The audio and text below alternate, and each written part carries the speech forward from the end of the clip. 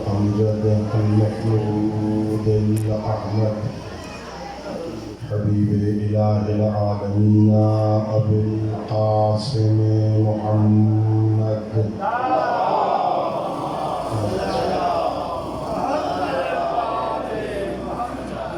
وعلى أهل بيته الطيبين الطاهرين المعصومين الغر الميامين الذين قال الله تعالى في شأنهم إنما يريد الله ليذهب عنكم الرجس أهل البيت ويطهركم تطهيرا.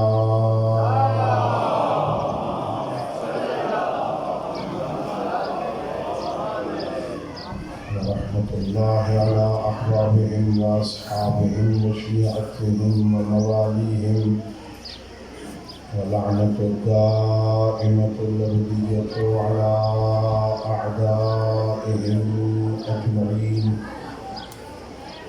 أما بعد فقد قال الله تبارك وتعالى في كتابه المجيد وفرقانه الحميد وهو أصدق الصادقين وقوله الحق.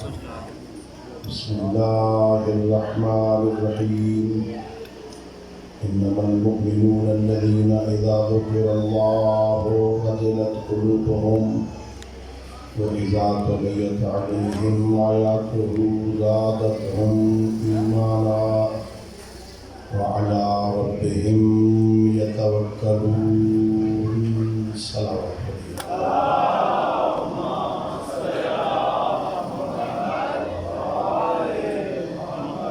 اللہ رب العزت بحق محمد وعلى محمد علیہ السلام ہم سب کی اس عبادت کو اپنی بارگاہ میں قبول فرمائے.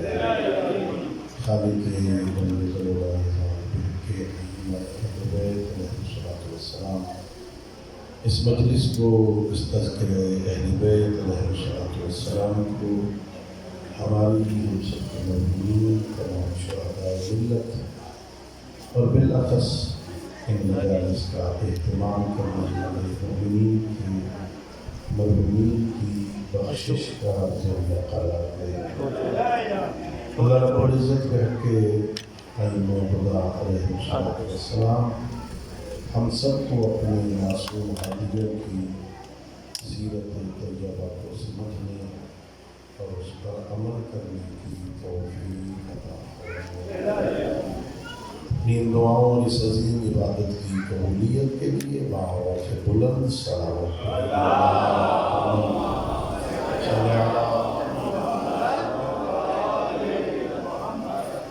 میرے دوستوں، بزرگوں اور عزیزوں،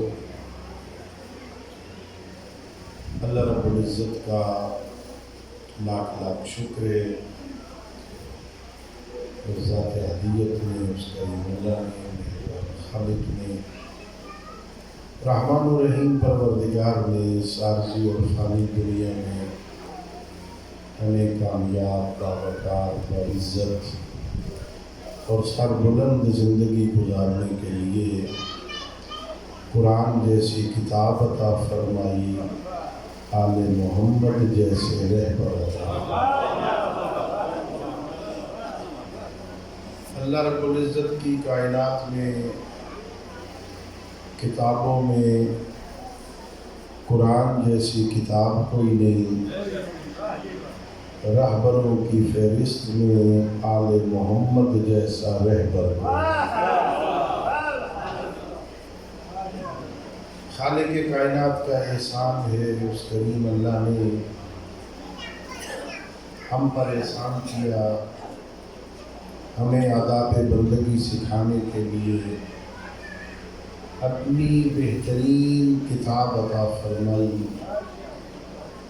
اور جتنی آسمانی کتابیں قرآن سے پہلے اللہ نے نازل فرمائی، توریت کی شکل میں، زبور کی شکل میں، انجیل کی شکل میں، وہ ساری کی ساری کتابیں تحریف ہو گئیں لوگوں نے کچھ چیزیں اس سے نکال دی، کچھ اپنی مرضی کی چیزیں قرآن میں داخل کر دی۔ اللہ رب العزت نے ہم پر احسان یہ کیا، قرآن جیسی کتاب عطا کر کے اس کی حفاظت کی ذمہ داری اپنے ذمہ ہے۔ اِنَّا نَحْنُ نَزَّلْنَا الذِّكْرَ وَإِنَّا لَهُ لَحَافِظُونَ۔ اللہ فرماتا ہے ہم نے قرآن کو نازل کیا ہے، ہم ہی اس کے محافظ ہیں، اب اس میں کسی کو کمی بیشی کرنے نہیں دیں گے۔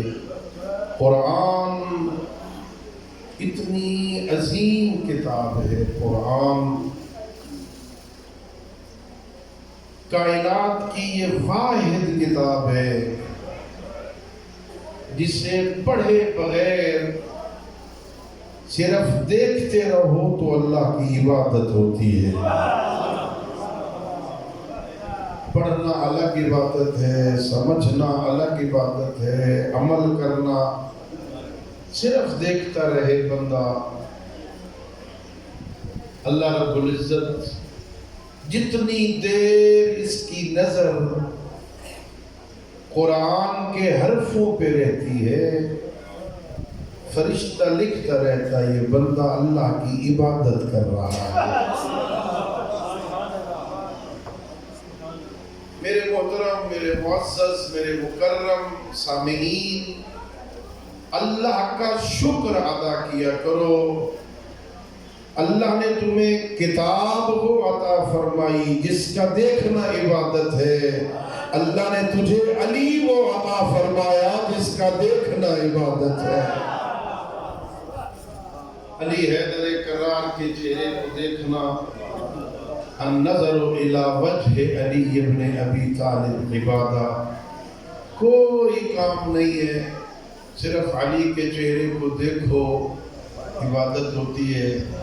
ایک بہت بڑا نام ہے صحابہ کی فہرست میں، حضرت ابو بکر اپنی بیٹی حضرت عائشہ کے گھر میں تشریف لائے، آ کے بیٹھے ہیں، تھوڑی دیر بعد آپ کے اور میرے امیر تشریف لے آئے، علی حیدر کرار آ گئے، اس کی بیٹی کا گھر ہے، ادھر بیٹی ہے، ادھر علی ہیں، ادھر خود کھڑے ہیں۔ جتنی دیر میرے علی وہاں کھڑے رہے، اس صحابی کی نظر علی کے چہرے پہ لگی رہی۔ بیٹی پوچھتی ہے بابا ہماری طرف نہیں دیکھتے، ہم سے بات نہیں کرتے، علی کو دیکھے جا رہے ہو؟ کہ میرے پیغمبر نے فرمایا تھا اسے دیکھنے سے عبادت ہو۔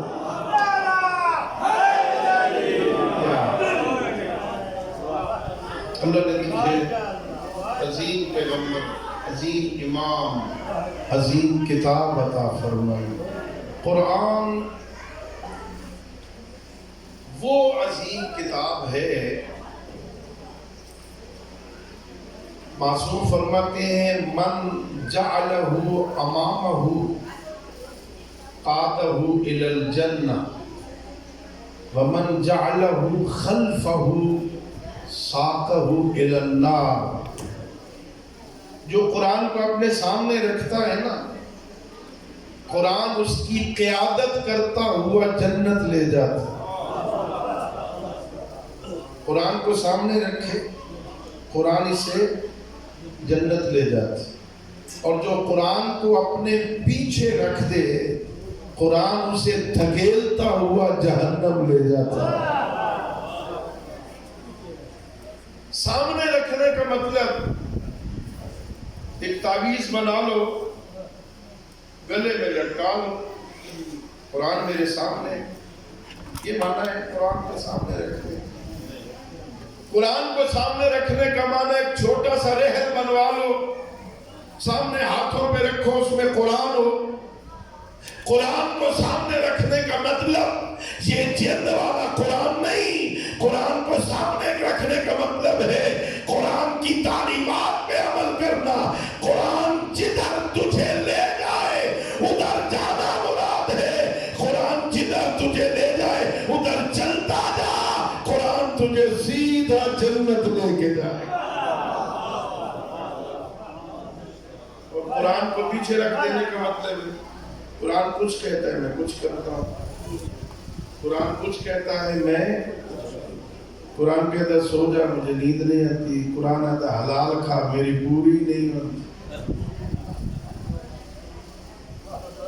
قرآن کو پیچھے رکھنے کا مطلب ہے قرآن جو ہدایت کا پیغام دے اس پہ عمل نہ کرو تو پھر یہ قرآن دھکیلتا ہوا جہنم لے جاتا ہے۔ ان القرآن یہدی للتی ہے یا اقوام، قرآن ہادی ہے۔ الف لام میم ذالک الکتاب لا ریب فیہ ھدی للمتقین، قرآن متقیوں کا ہادی ہے، قرآن زندہ انسانوں کا ہادی ہے، قرآن صاحبان تقوی کو راہ دکھاتا ہے، قرآن ھدی للمتقین ہے، علی امام المتقین۔ اللہ نے ہم پر احسان کیا۔ اس قرآن کو، یہ قرآن ہمارے معاشرے میں مظلوم ہے، قرآن اتنا مظلوم ہے قرآن، ہم اسے صرف مردوں کی بخشش کے لیے پڑھتے۔ قرآن پڑھو، ختم قرآن ہو گئے، مرحومین کے نام مثال ثواب، بابا بخشا جائے، نانا بخشا جائے، دادا بخشا جائے، ماموں اگر نانکے نال تعلقات ٹھیک ہوں، ماموں کے نام مثال ثواب، چچا بخشا جائے۔ قرآن مردے بخشوانے نہیں آیا تھا، ہاں پڑھ کے بھیجو ثواب ہوتا ہے، الگ موضوع ہے۔ قرآن زندہ انسانوں کی ہدایت کے لیے آیا۔ قرآن کو اتنی عظیم کتاب ہے، قرآن اتنا اثر ہے قرآن مجید میں، اتنی مؤثر گفتگو ہے قرآن مجید۔ بندے آتے تھے بارگاہ نبوت میں، مشرک ہوتے تھے، قرآن سن کے جاتے تھے، موحد بن کے جاتے تھے، اللہ اکبر کی صدائیں لگاتے ہوئے جاتے تھے۔ قرآن بہت عظیم کتاب، قرآن پیغمبر اتنا پڑھتے تھے، اتنا پڑھتے تھے، اللہ کو کہنا پڑا میرے حبیب اتنا نہ پڑھا کر، ہم نے قرآن اس لیے تو نازل نہیں کیا کہ تجھے تکلیف ہو، ساری رات نہ پڑھا کر، آدھی رات سے کچھ کم و بیش پڑھا کر میرے حبیب۔ قرآن اتنی عظیم کتاب ہے، جس گھر میں پڑھی جائے نا، اللہ اکبر، قرآن جس گھر میں پڑھا جائے، میرے معصوم فرماتے ہیں وہ گھر اہل آسمان کے لیے اس طرح چمکتا ہے جیسے زمین والوں کے لیے آسمان کے ستارے چمکتے ہیں۔ اندھیری رات میں ہم آسمان پہ دیکھیں کیسے ستارے چمک رہے ہو، جب آسمان والی مخلوق نیچے دیکھتی ہے نا، انہیں وہ گھر چمکتے ہوئے نظر آتے ہیں جہاں قرآن پڑھا جاتا ہے۔ یہ قرآن اندر کی غلاظتوں کو دور کرتا ہے۔ ابھی آپ سماعت فرما رہے تھے نا، اس وقت میرا ذہن بنا کہ میں دو چار باتیں آپ کی خدمت میں عرض کر دوں۔ دوستو، یہ ظاہر میں صاف ہونا، کپڑے صاف ستھرے، ہاتھ منہ صابن سے دھویا ہوا ہو، کنگھی ونگھی خوب کی ہوئی ہو، تیل لگا ہوا ہو سر میں، یہ ہونا کافی نہیں۔ اللہ کی بارگاہ میں اللہ نے اپنے نبی کو جہاں نظافت کے لیے صفائی کا حکم بھی دیا ہے کہ نظافت و نصف الایمان، صاف ستھرا ہونا، پاک ہونا، یہ ایمان کا حصہ ہے، لیکن اس سے بھی زیادہ اچھی بات یہ ہے کہ بندہ اندر سے پاک ہو۔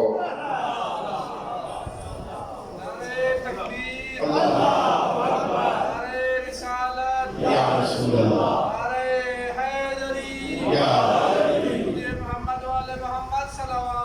اللهم صل على محمد وعلى هو الذي بعث في الأميين رسولا منهم يتلو عليهم آياته ويزكيهم ويعلمهم الكتاب والحكمة۔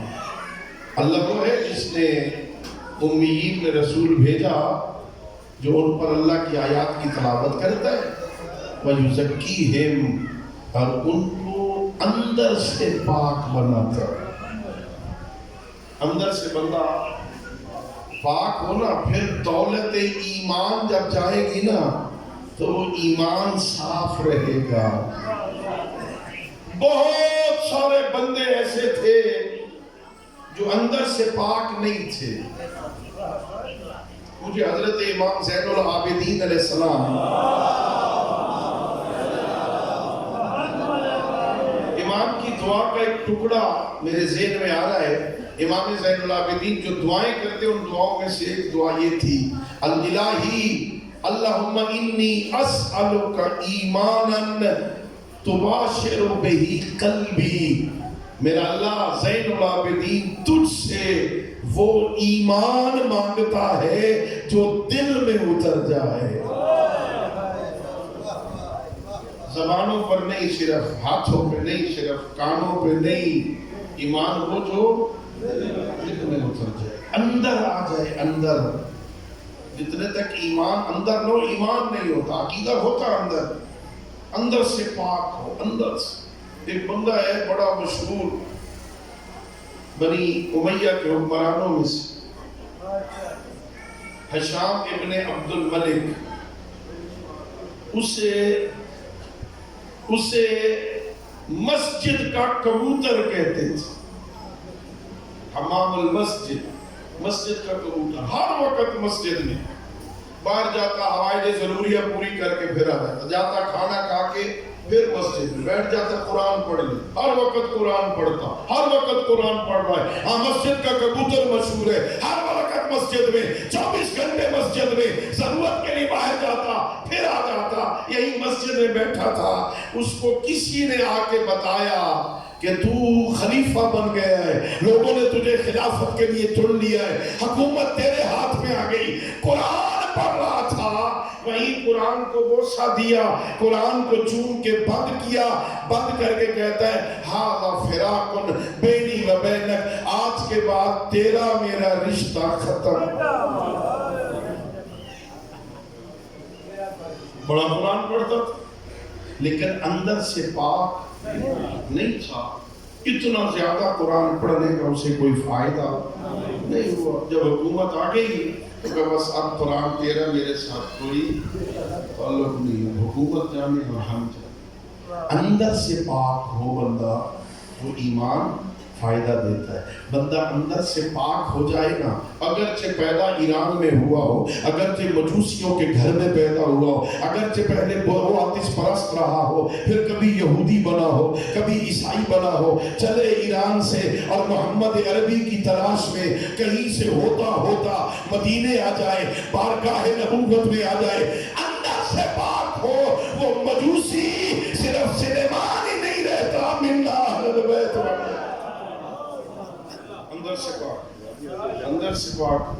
جندب ابن جنادہ ہو، ہاں مدینے کا غریب ترین بندہ، غریب فیملی کا بندہ، نام جندب ابن جنادہ، اندر سے پاک ہو، ہاں آل محمد اسے ابو ذر بنا دیتا،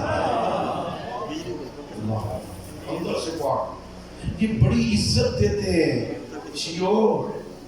یہ میسم بیچارہ کیا تھا؟ یہ کوفہ میں کھجوریں بیچتا تھا، ایک ٹوکرے میں کھجوریں بیچتا، چھوٹی سی دکان تھی کوفہ میں، کھجوریں بیچتا۔ عزت کتنی تھی! علی اپنا بیت الشرف چھوڑ کے کوفہ کے اس بازار میں آ کے کبھی کبھی میسم کی دکان پہ بیٹھتے تھے تاکہ کوفے والوں کو پتا چلے یہ میسم کوئی عام بندہ نہیں، یہ میرا ہے۔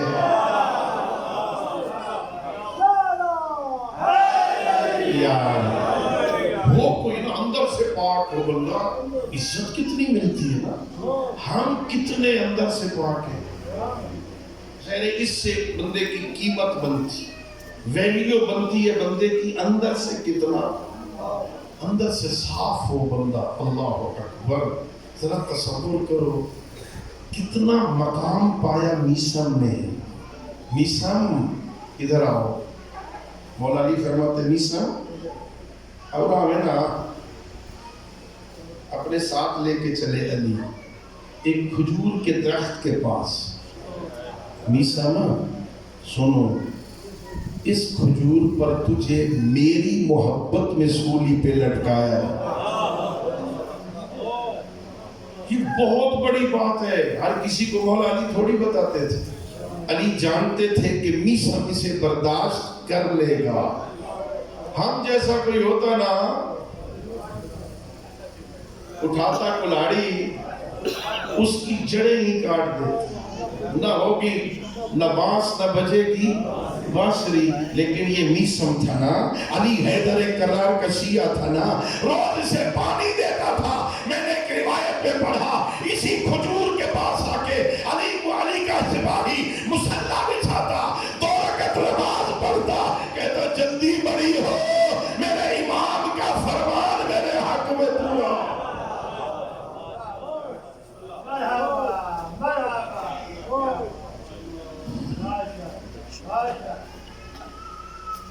بر محمد و آل محمد بلند صلوات۔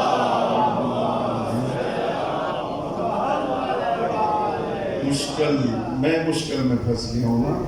کل تو بعد میں پڑھا تھا، چلے گئے تھے آپ، ظاہر میں نے کل بھی عرض کیا تھا، میرے استاد ہیں، میرے بزرگ ہیں، ان کی موجودگی میں پڑھنا بڑا مشکل ہوتا ہے، لیکن اگر اجازت فرمائیں تو تھوڑا سا ایک حدیث میرے ذہن میں آ گیا، اور باتیں نہیں سناتا میں آپ کو، پھر کبھی انشاءاللہ۔ اللہ رب العزت کی بارگاہ میں اندر سے بندہ ٹھیک ہو نا، تزکیہ نفس ہو، اس کی قیمت بڑھ جاتی ہے۔ اندر سے بندہ ٹھیک ہونا چاہیے۔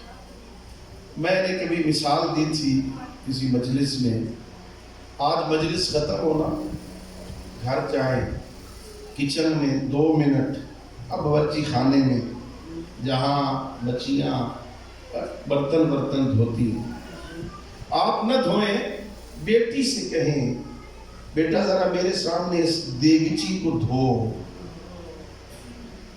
تو جس میں سالن بنانا، آپ صرف غور سے دیکھیں، بیٹی اس دیگچی کو دھوئے گی نا تو اندر سے زیادہ صاف کرے، اندر سے مانج رہی ہے اس کو اچھی طرح، صابن کے ساتھ، سرف کے ساتھ، کوئی اور چیز اچھی طرح رگڑ رہی ہے، باہر سے ویسے ہی کھنگال کے رکھ دے کوئی حرج نہیں، اندر سے بڑی صاف کر رہی ہے۔ پوچھو بیٹا اندر سے کیوں اتنا صاف کر رہی ہے؟ وہ کہے گی بابا بھائی جان اس کے اندر بدن کی غذا بننی ہے، کوئی ایسی شے نہ رہ جائے جو اس غذا کو خراب کر دے، جو میرے بدن کے لیے مضر ہو جائے، اسے اچھی طرح صاف کرے گی۔ تو میں کیسے سمجھاؤں؟ استاد بزرگوار کی اجازت سے عرض کر رہا ہوں، جس برتن میں بدن کی غذا نہیں ہو وہ اندر سے پاک اور صاف ہونا چاہیے۔ تو جس دل میں علی کی محبت کی شکل میں روح کی غذا نہیں ہو،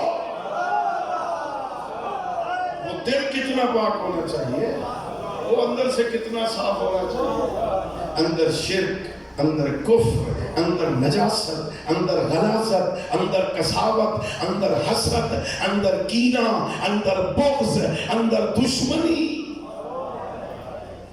ساری برائیاں اندر ہے، اس میں علی کی محبت ڈالنا چاہتے۔ علی کی محبت ان بدکاریوں کے ساتھ جمع نہیں ہوتی، صاف کر اندر۔ علی کی محبت بہت بڑی نعمت ہے، اسے صاف قلب میں جگہ عطا فرما، اچھی جگہ دے اسے، بہت قیمتی جوہر ہے یہ، جس سے مل جاتا ہے نا، پیغمبر فرماتے ہیں پھر نجات اس کا مقدر ہے۔ علی کا ہو جہنم نہیں جائے گا۔ میں نے پیغمبر گرامی اسلام کا فرمان پڑھا ہے، پیغمبر فرماتے ہیں من رزقہ اللہ حبی و حب اہل بیتی، جسے اللہ میری اور میری اہل بیت کی محبت عطا کر دے، اللہ اسے 20 عظمتیں عطا کرتا ہے، 10 دنیا میں اور 10 آخرت میں۔ جو 10 آخرت میں عطا کرتا نہیں، یہ 19 باقی پھر کبھی کسی مجلس میں عرض کروں گا۔ ایک آخرت میں اللہ آل محمد کے محب کو جو عظمت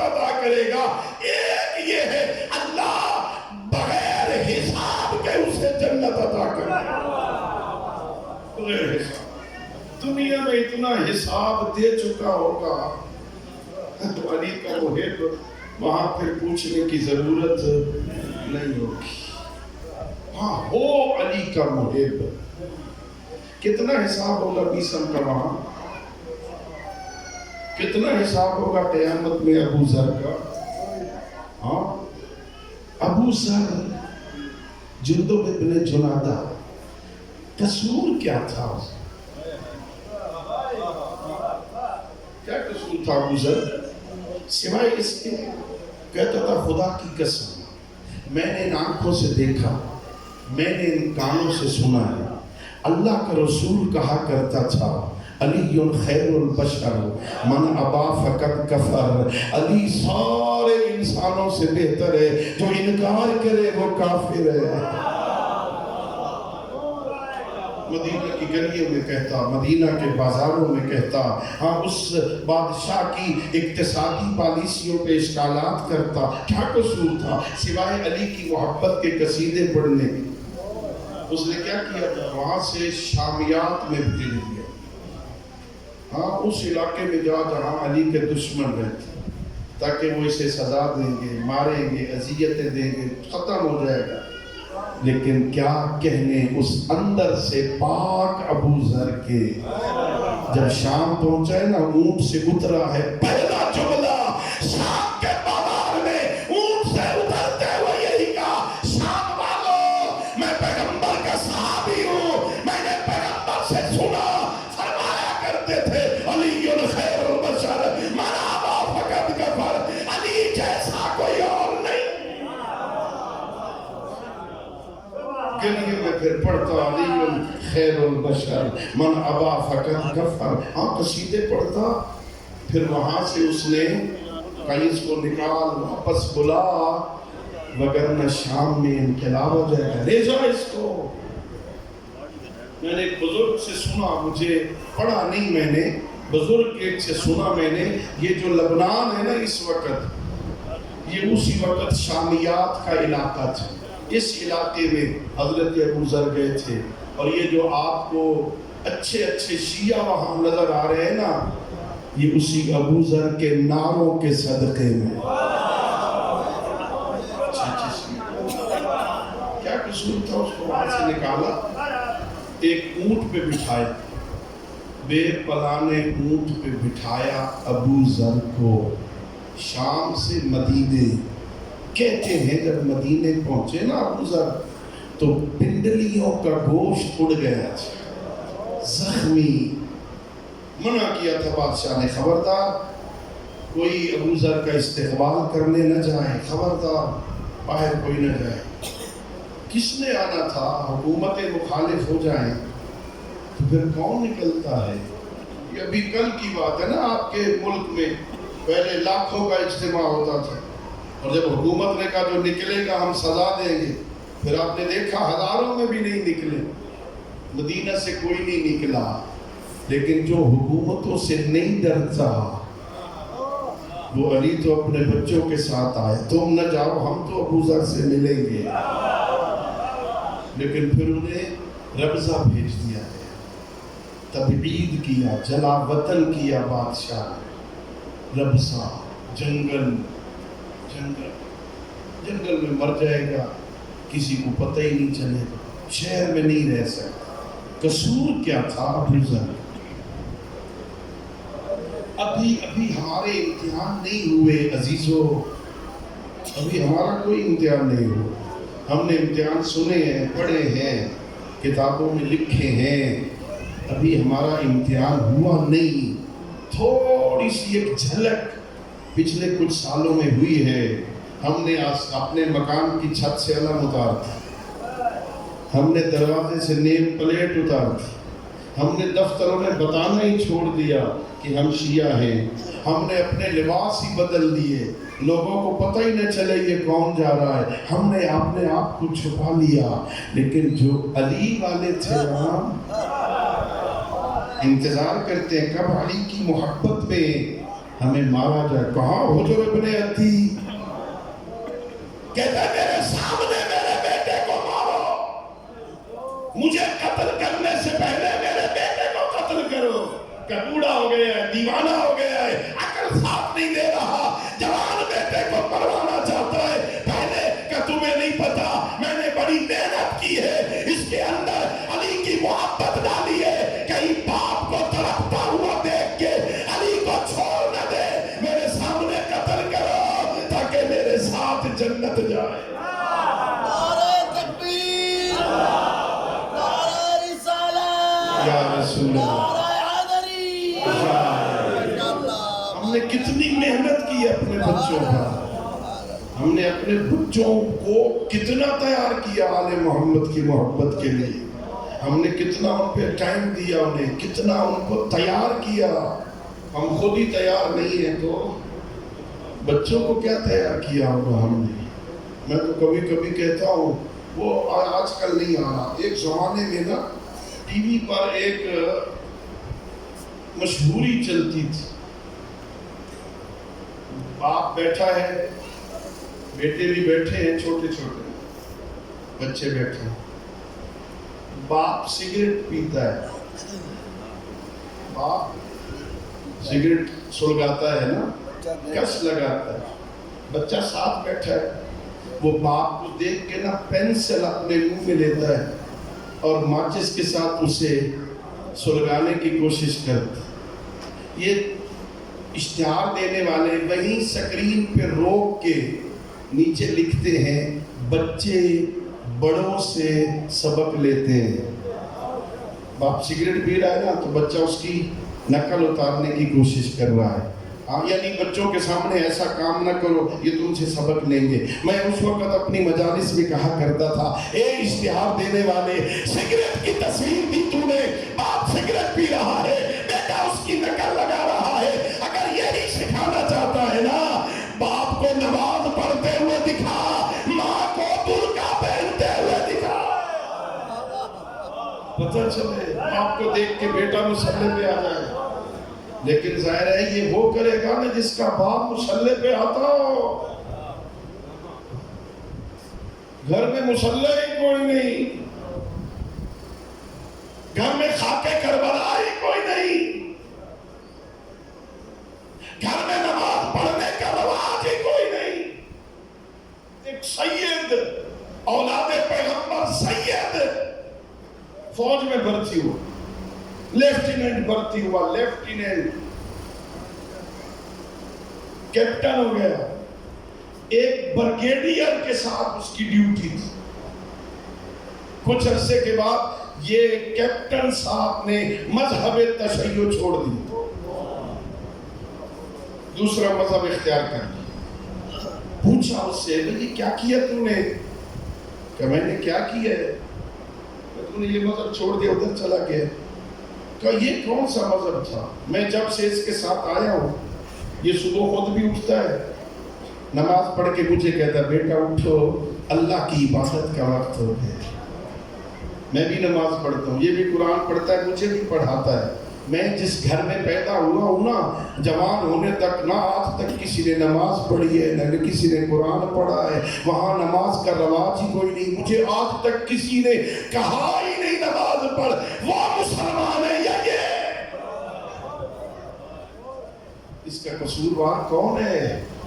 اسی لیے قبلہ، اسی لیے بزرگوں نے ہمیں سمجھایا ہے، روایات میں ہے جب مستحب نماز پڑھنی ہو نا، مستحب نماز گھر میں پڑھا کرو، واجب نماز مسجد میں پڑھا کرو۔ مستحب نماز گھر میں پڑھو گے نا تو بچوں کو سمجھ آئے گی یہ کام بھی کوئی ہے کرنے والا جو میرا بابا کر رہا ہے۔ آپ پڑھا کر نماز، اپنے بچوں کو اپنے ساتھ لایا کر مصلی پر، اپنی بیٹیوں کے لیے مصلی بچھایا کر، 2-4 دن 10 دن 12 دن 2 ہفتے تجھے مصلی بچھانے کی ضرورت پڑے گی۔ پھر اس کے بعد جیسے ہی نماز کا وقت ہوگا نا، تیرا بچہ تیرا دامن کھینچ کھینچ کے لائے گا، بابا وہ سجدے کا وقت ہو گیا۔ کیا قصور تھا ابو ذر کا بھائی؟ ربضہ میں گیا نا، جنگل، اکیلا، ایک چھوٹی سی بیٹی ساتھ، کہتے ہیں چھوٹی سی بیٹی تھی، بابا کا انتقال ہونے لگا، بابا اکیلا، میں اکیلی، بابا یہ کیا ہوگا؟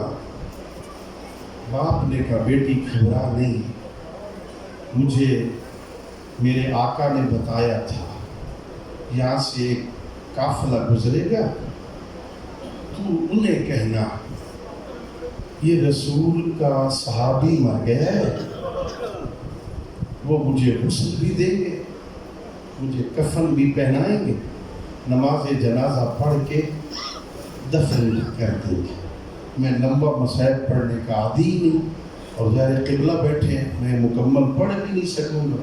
روایت یہی ہے جب ابو ذر کا انتقال ہو گیا نا تو اس کی بیٹی چھوٹی تھوڑی دور راستے پہ جا کے بیٹھی، دونوں ہاتھ سر پہ رکھے، آتا ہوا قافلہ دیکھا اور ان سے کہنے لگی نبی کا صحابی مر گیا ہے۔ لوگوں رک گیا قافلہ، انہوں نے غسل بھی دیا، انہوں نے کفن پہنایا، قافلے والوں نے جنازہ پڑھا، اسے احترام سے دفن کیا۔ میں کہوں گا ابو ذر کی بیٹی کتنی مقدر والی ہے۔ قافلہ آ گیا تھا نا، کاش کوئی کربلا میں ہوتا، سکینہ کا بابا گھوڑوں کے ٹاپوں تلے پامال ہو گیا، کوئی دفن کرنے والا نہیں۔ میں نے پڑھا ایک روایت میں 11 محرم کو جب قافلہ جانے لگا، ساری بیویاں اونٹوں پہ سوار ہو گئی، یہ سکینہ رک گئی، کہا بھائی سجاد ان ساریوں کو لے جا، مجھے اکیلی کربلا چھوڑ دے، یہاں رہ کے کیا کرے گی؟ کہ بھائی جب تم چلے جاؤ گے میں بھی ابو ذر کی بیٹی کی طرح راستے میں جا کے بیٹھوں گی، آنے جانے والوں سے کہوں گی لوگوں محمد کا نواسہ مارا گیا، شاید کوئی میرے بابا کو دفن۔ اللہ لعنت اللہ علی القوم الظالمین۔